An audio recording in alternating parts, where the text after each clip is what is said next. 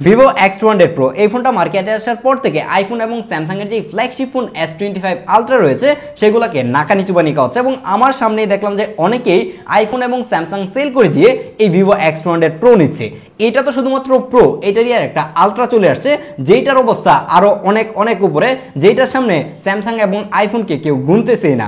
তো সেই জায়গায় এসে 8 মাস আগে রিলিজ হওয়া এই X200 Pro এটার কি অবস্থা, এই আলট্রার যুগে এসে এখন X200 Proটা আপনি কিনবেন কিনা সেটা তো জানাবোই, নাকি আপনাকে কিছু টাকা অ্যাড করে আপনাকে আলট্রাটাই নেওয়া উচিত। যদিও কিনা টাকার পরিমাণটা কিছু না, ভিভো X200 Pro এই ডিভাইসটা এখন আপনি যদি কিনতে চান তাহলে অ্যারাউন্ড 1 লাখ টাকা লাগবে। আর যদি এখন X200 Ultra যেটা রয়েছে সেটা কিনেন তাহলে আপনাকে 1,35,000 থেকে 40,000 টাকা আপনাকে গোনা লাগবে। তার মানে ডিফারেন্সটা অনেক বেশি। 1 লাখ টাকার আশেপাশে যদি একটা ক্যামেরা সেন্ট্রিক ফোন খুঁজে থাকেন তাহলে অবশ্যই আপনার লিস্টে আইফোন এবং স্যামসাং এর ফ্ল্যাগশিপ ফোনগুলোই থাকবে, কিন্তু সেইগুলোর লিস্ট ছেড়ে এসে কেন আপনি এই ভিভো X200 Pro কিনবেন, তাও আবার 8 মাস পুরাতন একটা ডিভাইস। 8 মাস পুরাতন বলতে পুরাতন না, এটা এখনো কিন্তু ইনঅ্যাক্টিভ পাওয়া যাচ্ছে। আপনি যদি এই ধরনের ভিভো X200 Pro অথবা যে কোনো ফ্ল্যাগশিপ ফোন কিনতে চান তাহলে অবশ্যই ভিজিট করতে পারেন MK mobile point. MK mobile পয়েন্টের ফিজিক্যাল শপ রয়েছে হচ্ছে বসুন্ধরা সিটিতে। তাছাড়াও বাংলাদেশের যে কোনো জায়গা থেকে কিন্তু চাইলে আপনি কুরিয়ারের মাধ্যমে তাদের কাছ থেকে প্রোডাক্ট পারচেজ করতে পারবেন। এই ধরনের ফ্ল্যাগশিপ ফোনগুলো তো তাদের কাছে সবসময় অ্যাভেলেবেল থাকে। তাদের ব্যাপারে সকল কিছু ডিটেইল আমি ভিডিও নিচে ডেসক্রিপশনে অ্যাড করে রাখবো, অবশ্যই চেক করে আসবেন। ভাই এই দুইটা ফোনের দিকে একটু তাকান, দেখেন এই জায়গায় আইফোনের ক্যামেরাটা কত ছোট করে কর্নারে দেওয়া হয়েছে, আর এই ফোনটা হাতে নিলে মনে হয় যে একটা ফোন নিলাম নাকি একটা ক্যামেরার মধ্যে ফোন নিলাম, এইটাই বুঝে পাইতেছিলাম না। এইটার ব্যাক সাইড জুড়ে পুরাটার মধ্যেই ক্যামেরা এবং হাতে নিতে খুবই আনকমফোর্টেবল লাগে। এভাবে যখন হাতে আপনি ইউজ করবেন বারবার মনে হবে যে ফোনটা এই বুঝি পরে ভেঙে গেল, এরকম একটা অবস্থা। এর টপ সাইডটা এত বেশি হেভি এবং এটাকে আপনি চাইলে কিন্তু ক্যামেরা বাম্পের মধ্যে ধরে কিন্তু এভাবে আটকে রাখতে পারবেন। যদিও কিনা এই প্রোটাকে আটকাতে একটু কষ্ট হয়, বাট 200 Ultra যেটা আসছে সেটাকে তো একদমই ইজিলি এভাবে কিন্তু আপনি ধরে রাখতে পারবেন ক্যামেরা বাম্পের মধ্যে। এই প্রোটার ক্যামেরাও অনেক বড় এবং এটার মধ্যে বারবার হাত চলে যায় এবং হাতের যে ফিঙ্গারপ্রিন্ট রয়েছে সেইটা পড়ে যায়, যার কারণে অনেক সময় দেখা যায় যে ছবিগুলো ঘোলা আসতেছিল। এই ফোন দিয়ে যখন আপনি ছবি তুলবেন আপনাকে বারবার এই কাজটাই করতে হবে, কারণ বারবার ক্লিন করা লাগতেছিল। এটার মধ্যে আপনি হাত যেভাবেই রাখেন না কেন এই ক্যামেরা লেন্সের উপরে যাবে এবং এই জায়গার মধ্যে হাতের যে স্মাজেসগুলো আছে সেগুলো পরে থাকবে। তো এইটাই ছিল যে একটা প্যারার জিনিস।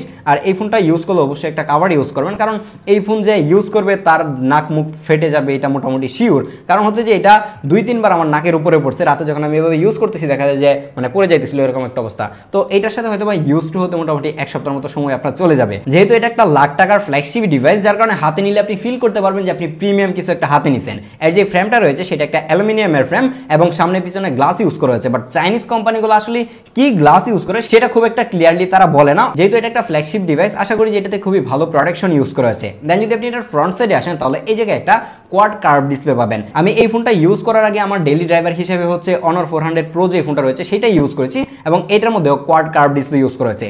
এইটা থেকে যখন আমি এইটাতে আসলাম তখন আমার কাছে একটা বিশাল জাম্প মনে হয়েছে। দুইটা ফোনকে যখন সাইড বাই সাইড রাখা যায় মনে হয় যে এটার ডিসপ্লেটা উপরের দিকে একদম বেশি আছে এরকম একটা অবস্থা। আর আপনারা সবাই জানেন যে কার্ভ ডিসপ্লেগুলোতে প্রচুর পরিমাণের মিসটাচ হয়, বাট এইটার মধ্যে একবারও আমি মিসটাচ হতে দেখে নাই এবং চারপাশের চিন বেজেলটা এত পরিমাণে ন্যারো ছিল হাতে নিলে মনে হয় যে একটা ডিসপ্লে হাতে ধরে বসে আছি। যদিও কিনা এর যে ক্যামেরা কাটআউটটা রয়েছে এটা তুলনামূলকভাবে একটু বড় মনে হচ্ছে, এটা একটু ছোট হলে দেখতে আরো বেশি ভালো লাগতো। X200 Pro তে 6.78 ইঞ্চির একটা LTPO AMOLED ডিসপ্লে ইউজ করেছে যেটাতে 1 বিলিয়ন কালার সাপোর্ট রয়েছে। তার মানে এটা একটা 10 বিট প্যানেল এবং এটার মধ্যে 120 Hz এর হাই রিফ্রেশ রেট ইউজ করেছে। যেহেতু এটা একটা LTPO ডিসপ্লে যার কারণে আপনি যখন এই ফোনটাকে অ্যাডাপটিভ রিফ্রেশ রেটে রাখবেন তখন আপনি ইউজ না করলে কিন্তু এটা 10 Hz অথবা 1 Hz এ চলে আসবে, যার কারণে কিন্তু ব্যাটারি ব্যাকআপটা খুবই ভালো পাওয়া যায়। আর এটা ডিসপ্লের কোয়ালিটির কথা যদি বলি তাহলে ডিসপ্লের কোয়ালিটি এক কথায় মাখন। স্যামসাং এর যে ফ্ল্যাগশিপ ফোনগুলো রয়েছে সেগুলোর সাথে টক্কর দেওয়ার মতো ডিসপ্লে হচ্ছে এইটা।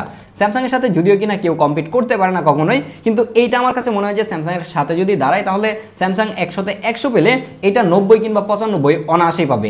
90 না, এটা 95 অবশ্যই পাবে। আর আমার মতো হয়তো অনেকেই আছেন যারা কার্ভ ডিসপ্লে পছন্দ করেন না, আমিও পার্সোনালি কার্ভ ডিসপ্লে পছন্দ করি না, বাট এই ফোনটা ইউজ করার পরে মনে হচ্ছিল যে না, প্রত্যেকটা ফোনে এরকম কোয়াড কার্ভ ডিসপ্লে ইউজ করা দরকার, তাহলে আমরা একদমই বেজেললেস একটা সিমেট্রিক্যাল ডিসপ্লে পাবো। এই ডিসপ্লের এক্সপিরিয়েন্স ছিল আমার একদমই এক্সট্রিম লেভেলের। কিন্তু এখন কথা হচ্ছে যেহেতু এটা একটা AMOLED ডিসপ্লে যার কারণে এটাতে গ্রিন লাইন পড়ে যাওয়াটা একদমই স্বাভাবিক। হ্যাঁ, এখন অনেকেই বলতে পারেন যে লাখ টাকা দিয়ে ফোন কিনবো এটাতে গ্রিন লাইন পড়াটা স্বাভাবিক বলছেন। হ্যাঁ, এটা স্বাভাবিক, কারণ স্যামসাং এর যে ডিসপ্লেগুলো রয়েছে সেগুলোতে আপনারা দেখবেন যে 2 বছর পরে গিয়ে ধুমায় গ্রিন লাইন পড়ে। রিসেন্টলি কিন্তু S23 আলট্রা যে ফোনটা রয়েছে সেটাতে আবারও গ্রিন লাইন পড়া শুরু হয়ে গেছে। তার মানে স্যামসাং হয়তো বা জেনে শুনে এই কাজটা করে, কারণ স্যামসাংয়ের প্রত্যেকটা ডিভাইসে আমি লাস্ট 3-4 বছর ধরে দেখে আসতেছি যে 2 বছর পরে এসে ডিসপ্লেতে গ্রিন লাইন পড়ে। তো সেক্ষেত্রে এটা একটা অ্যামোলেড ডিসপ্লে, এটাতেও গ্রিন লাইন পড়তেও পারে, এটা এখনো কনফার্ম করে বলা যাচ্ছে না। ভিভো X200 Pro এটা একটা ক্যামেরা সেন্ট্রিক ফোন, এটা সবাই জানেন এবং সবাই ক্যামেরার জন্যই কিনে থাকে। তার মানে কি এটার পারফরমেন্স খারাপ? না, এটা কোনো অবস্থাতেই হতে পারে না। এটা একটা ফ্ল্যাগশিপ ফোন, এটার মধ্যে একটা ফ্ল্যাগশিপ SoC ইউজ করা আছে, মিডিয়াটেক ডায়মন্ডসিটি 9400 যে 3 ন্যানোমিটারের চিপটা ইউজ করেছে সেটা কিন্তু স্ন্যাপড্রাগন 8 Gen 3 এবং স্ন্যাপড্রাগন 8 Elite যেটা সেটার সাথে খুব ভালোভাবেই কম্পিট করতে পারে। যদিও কিনা 8 Elite থেকে কিছুটা পিছিয়ে আছে, বাট স্টিল এটার পারফরমেন্স একদমই তুমুল লেভেলের ছিল। পারফরমেন্স নিয়ে অ্যাটলিস্ট আপনাকে চিন্তা করতে হবে না, আপনি যে কোনো ধরনের গেম এটাতে অনায়াসেই প্লে করতে পারবেন। বর্তমান সময়ে দেখা যায় যে মিড রেঞ্জের যে ফোনগুলো রয়েছে সেগুলোর পারফরমেন্স অনেক ভালো হয়ে থাকে, আর লাখ টাকার ফোনগুলোর পারফরমেন্স নিয়ে কথা বলার কিছুই নাই। আর এটা কিন্তু দুইটা ভেরিয়েন্টে পাওয়া যায়, একটা চাইনিজ ভেরিয়েন্ট, একটা ইন্টারন্যাশনাল ভেরিয়েন্ট। আপনি যদি চাইনিজ ভেরিয়েন্ট কিনেন তাহলে এই জায়গায় কিন্তু আপনি অরিজিন ওএস পাবেন, ইন্টারন্যাশনাল ভেরিয়েন্ট নিলে আপনি ফান্টাস ওএস পাবেন। আমি সবাইকে সাজেস্ট করবো যে ইন্টারন্যাশনাল ভেরিয়েন্ট নেওয়ার জন্য।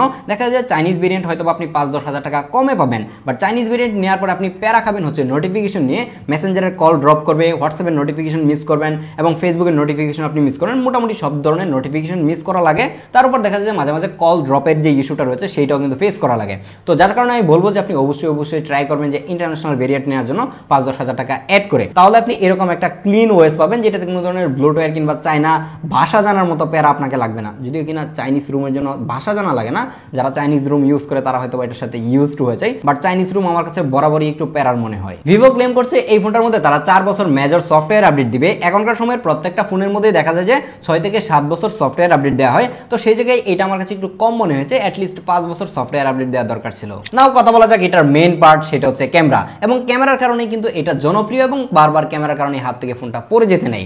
যাই হোক, এটার মেইন লেন্সে ইউজ করা হয়েছে একটা 50 মেগাপিক্সেলের ক্যামেরা, যেটার অ্যাপারচার f1.6 এবং এটা 23 মিলিমিটারের ফোকাল লেন্থ।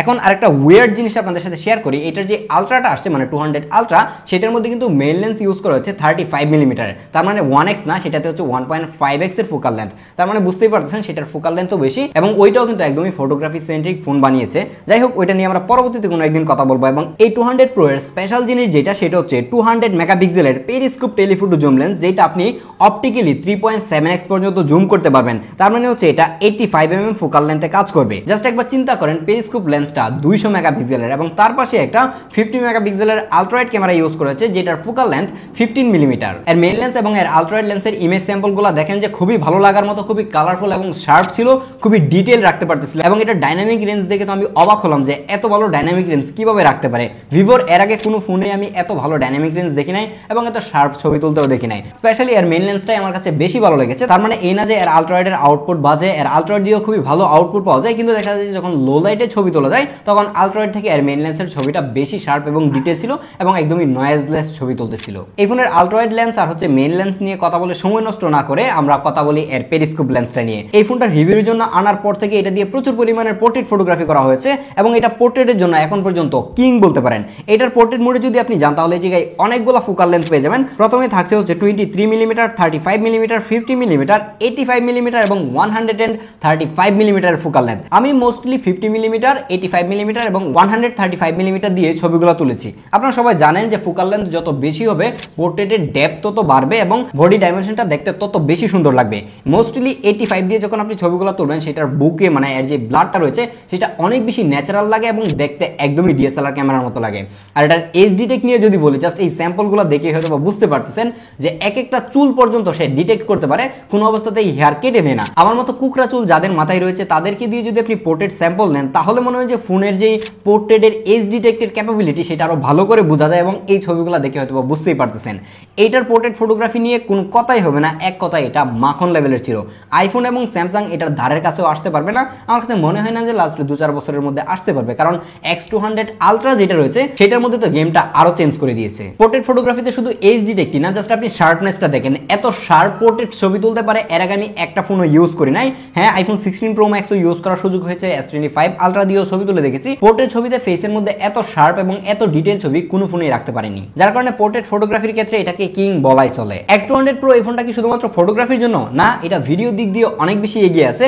এটা দিয়ে আপনি সর্বোচ্চ 8K 30 fps এ ভিডিও রেকর্ড করতে পারবেন এবং 4K 120 fps এ ভিডিও রেকর্ড করতে পারবেন এবং এই ভিডিওটা আপনি মেইন লেন্সেও করতে পারবেন, এর যে পেরিস্কোপ লেন্সটা রয়েছে 3.7x টেলিফোটো লেন্স সেটা দিয়েও করতে পারবেন। তো চলুন এটার একটা ভিডিও স্যাম্পল দেখে আসি। এখন যে ভিডিওটা দেখছেন এটা হচ্ছে Vivo X200 Pro এর মেইন লেন্স দিয়ে শুট করা হচ্ছে পোর্ট্রেট ভিডিও। পোর্ট্রেট কিন্তু 4K 30 fps এ রেকর্ড করতে পারবেন। এই মেইন লেন্সটাকে আপনি ডিজিটালি কিন্তু 2x জুম করেও পোর্ট্রেট ভিডিও করতে পারবেন। যদি 1x এ ভিডিও করেন তাহলে এরকম একটা ভিডিও পাবেন। অডিওটা কিন্তু এখন আর মানে ফোন দিয়ে রেকর্ড হচ্ছে না, এটা হচ্ছে আরেকটা মাইক দিয়ে রেকর্ড হচ্ছে। তো চলুন এটা 2x এ এখন শিফট করে দেখি যে 2x এর ভিডিও কেমন। 2x এ কিন্তু এটার ডেপথটা একটু বাড়বে। এটা হচ্ছে 2x এর ভিডিও। 2x এ দেখেন যে 1x থেকে কিন্তু এর যে পিছনের ব্যাকগ্রাউন্ডের ব্লারটা সেটা কিন্তু একটু বাড়ছে এবং আপনি যখন 2x এ ভিডিও করবেন তখন আপনার ফোনটা যার হাতে থাকবে তার হয়তো বা কন্ট্রোল করতে একটু প্রবলেম হতে পারে। তো 2x এও দেখলাম যে মোটামুটি ভালোই ডিটেল রাখতে পারে। এখন যে ভিডিওটা দেখছেন এটা হচ্ছে 3.7x পেরিস্কোপ লেন্সে রেকর্ড হচ্ছে এবং এটার মধ্যে অনেক বেশি ডিটেল থাকে এবং শার্পনেসও আমি দেখলাম যে খুবই ভালো, এইচডিটা একটু ভালো করতে পারে। কিন্তু প্রবলেম যেটা সেটা হচ্ছে ফোন আপনার থেকে অনেক দূরে চলে যাবে, আপনাকে অবশ্যই একটা এক্সটার্নাল মাইক্রোফোন ইউজ করতে হবে যদি আপনি অডিও রেকর্ড করতে চান। এটাকে যদি ট্রাইপডে রেখে ভিডিও করেন তাহলে ভালো ভিডিও পাবেন, তাছাড়া মনে হয় না যে ভালো ভিডিও আপনি হাতে রেখে পাবেন। এই যে দেখেন যে আমার ফোনটা কিন্তু এখন হাতে রয়েছে, আমি যদি একটু বেশি মুভ করি তখন দেখা যাবে যে আমাকে ট্র্যাক করতে পারবে না, হয়তো বা ট্র্যাক করতে গেলে মোশন ব্লার চলে আসতে পারে। তো সেই জায়গায় অবশ্যই একটা ট্রাইপড ইউজ করা ট্রাই করবেন এবং এই 3.7x এর ভিডিও কেমন লেগেছে একটু কমেন্ট করতে পারেন। বাই দ্য ওয়ে একটা কথা বলতে তো একদমই ভুলে গেলাম, এটার ফ্রন্টে ইউজ করা হয়েছে 32 মেগাপিক্সেলের একটা ক্যামেরা এবং এটাও ছিল সুপার লেভেলের, খুবই শার্প এবং ডিটেইল ছবি দিতে পারতেছে এবং ডাইনামিক রেঞ্জ খুবই ভালো ছিল। ডিরেক্ট সানলাইটেও যদি আপনার ব্যাকগ্রাউন্ডে সূর্য রেখে ছবি তুলেন তাহলেও আপনাকে খুব ক্লিয়ারলি দেখা যাবে। কিন্তু এর ফ্রন্ট ক্যামেরাতে ভিভোর যে সিগনেচার মানে ফেসটাকে একটু ব্রাইট করে দেওয়া এই জিনিসটা এর ফ্রন্ট ক্যামেরাতে আমি পাচ্ছিলাম। তাছাড়া ওভারঅল এর ফ্রন্ট ক্যামেরা নিয়ে আমি কোনো অবস্থাতেই কোনো কমপ্লেন করবো না, কারণ কমপ্লেন করার খুব একটা সুযোগ কিন্তু নাই। ভিডিও শুরুতে আপনাদেরকে যেটা বলছিলাম, আমার হাতে যে ডিভাইসটা রয়েছে এটা হচ্ছে ইন্টারন্যাশনাল ভেরিয়েন্ট, যার কারণে এটার মধ্যে কিন্তু সিলিকন কার্বনের ব্যাটারি ইউজ করা হচ্ছে 6000 mAh এর ব্যাটারি।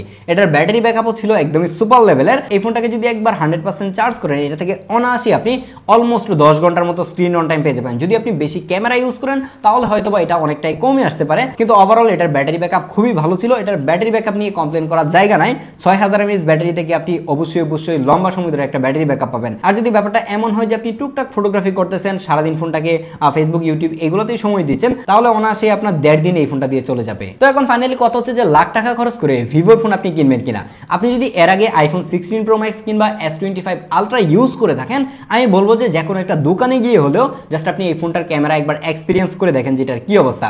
আমি শিওর যে আপনি সেই দোকানে আপনার 16 Pro Max অথবা S25 Ultra দিয়ে এক্সচেঞ্জ করে এই ফোনটা নিয়ে নেবেন। তাছাড়া আর কিছুই বলতে চাই না, এরপর একটা আপনারা নিজেরাই বুঝে নেন যে এটার ক্যামেরার কি অবস্থা। দেখা হচ্ছে পরবর্তী ভিডিওতে।